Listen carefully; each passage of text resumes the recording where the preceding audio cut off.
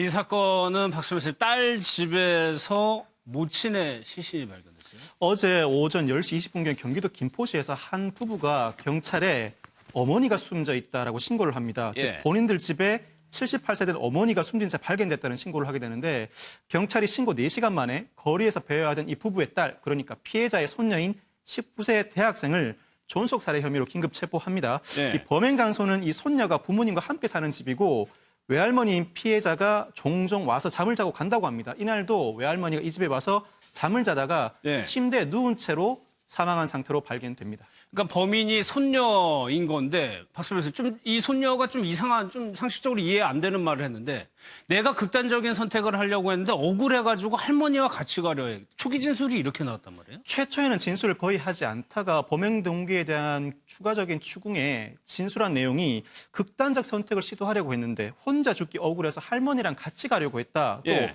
범행 이후에 욕조에서 내가 이야기한 것처럼 극단적 시도를 했지만 실패했고 결국은 외할머니를 그냥 놔둔 채 집을 나왔다고 하는데 구체적으로는 그 욕조에 극단적 선택을 한 정황이 발견되지는 않습니다. 그렇지만 본인이 자신의 방 거울에다 이 진술 내용을 립스틱으로 그대로 적어놓은 현장은 그대로 발견이 됩니다. 근데 흔적은 없지만은 그게 그림 발견이 됐다는 거죠. 그림은 그대로 발견이 되는 거죠. 예. 그 스스로 목숨을 끊으려고 한 이유에 대해서도 식도염으로 평소 몸이 많이 아파서 그래서 극단적 선택을 하고 싶었다라고 얘기를 하고 예. 범행 후에는 숨진 외할머니 옆에서 잠을 자다가 밖으로 나왔다라고도 진술을 합니다. 예. 그런데 이 대목이 선뜻 납득은 되지 않죠.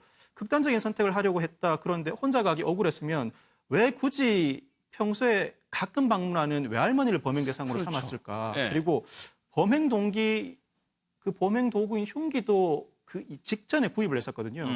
그 점도 설명이 선뜻 되지가 않고 거울에 적어놓은 정황은 결국 본인이 범행을 저지르고 난 다음에 향후 경찰 조사에 이렇게 진술할 걸 대비해서 적어놓았을 가능성이 굉장히 높은 상황으로 보이고 해명 자체가 선뜻 와닿지는 않는 건 사실입니다. 그리고 나서 윤영걸 대표 이 손녀의 행적을 보면은 박성배 변호사 얘기한 것처럼 흉기 미리 구입했죠. 그리고 자기 휴대폰은 버리고 할머니 전화를 가지고 나간단 말이에요. 그러니까 계획된 범죄일 가능성이 예. 상당히 있어 보이는 거죠. 흉기를 미리 구입했고 또 본인 휴대전화는 변기에 버리고 외할머니 휴대폰을 들고 집을 나갔잖아요. 예. 그러니까 이 자초지종이 굉장히 준비된 거 아니냐 뭐 이런 생각이 들어서 경찰에서도 너무 좀 이해가 안 가서 범행도 굉장히 잔혹하잖아요. 외할머니랑 손녀 관계는 사실 굉장히 좋은 관계거든요. 예. 그래서 좀 이해가 안 가는 면이 있어서 경찰에서는 혹시 정신적으로 문제가 있는 거 아니냐. 그래서 정신적으로 감정을 한번 해봐야겠다. 뭐 이런 얘기까지 한다고 합니다. 정신병은 치료 경력은 없지만 혹시 그럴 개연성도 좀 있다. 식도염이라는 게 19살 대학생이 식도염 을 앓는다고 해서 예. 저런 범행을 나선다? 그것도 좀 아무리 봐도 좀 이해가 안 가잖아요. 무슨 죽을 병도 아니고 예. 식도염인데 그래서 아마 이 수사는 좀 더 지켜봐야 되지 않느냐. 예. 그리고 어머니 아버지가 외출했다가 외박했다가 들어와서 이제 그 외할머니 할머니를 발견한 거거든요. 그래서 전체적으로 좀 석연치 않은 사건이라 좀 더 지켜봐야 될 것 같습니다. 그럼 박성배 변호사 이 수사에서 조금 더 볼 게 국가수 부검 결과 일단 봐야 될 거 아니에요. 주변의 탐문 결과도 좀 봐야 될 것 같고. 국가수 부검 결과를 당연히 기다려야 되고 또 주변 가족들을 비롯한 주변 인물들에 대한 탐문 수사도 해야겠죠. 그리고 이 피의자가 소지하고 있던 소지품이나 PC 그리고 본인이 들고 나갔던 외할머니 휴대전화의 검색 흔적도 살펴봐야 되겠죠. 예. 왜 경찰이 정신질환으로 인한 범행이 아닐까 의심을 하고 있느냐면 그 의미는 바꿔서 얘기하면 특별히 범행 동기를 어떻게 찾아봐도 그렇죠. 찾기가 힘들기 때문이에요. 예. 가족들로부터 이야기를 들어도 도저히 납득할 만한 범행 동기가 나오지 않으니까 정신질환 가능성도 열어뒀다는 거거든요.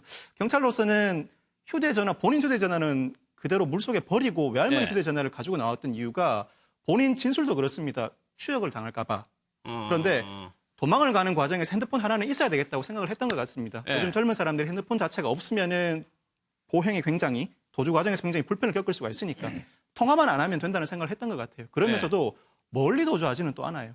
군포 자택에서 일어난 범행인데 군포시에서 그냥 잡혀버리거든요. 신고 4시간여 만에. 그건 혹시나 자수할지 말지를 고민했을 가능성도 있고요.